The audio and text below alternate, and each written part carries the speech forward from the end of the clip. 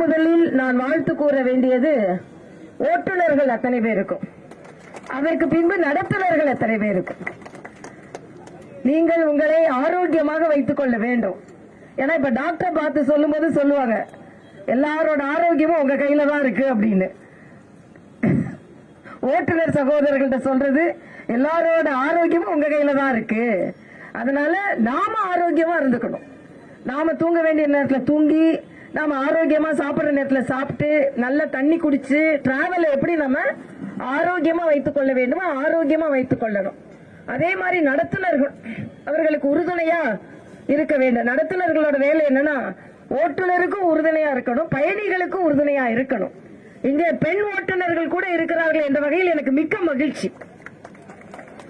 ஆனா அந்த வகையில நாம இன்னைக்கு மரியாதைக்குரிய முதலமைச்சர் அவர்கள் சொன்னதை போல புதிய பேருந்துகளை நாம் இன்று இயக்க போகிறோம் என்ற பல ஆண்டுகள் கழித்து, அந்த வகையில் எனக்கு மிக்க மகிழ்ச்சி.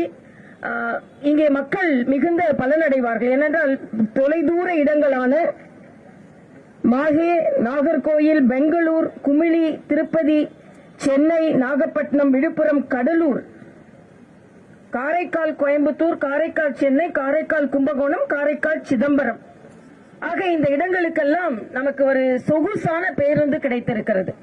எப்படி நமது பாரத பிரதமர் ரயில் பயணத்தையே வசதி மிக்க பயணமாக வந்தே பாரத் என்று மாற்றினாரோ, இதில் பொதுமக்கள் மிகுந்த வசதியோடு பயணம் செய்ய வேண்டும், பாதுகாப்பாக பயணம் செய்ய வேண்டும்.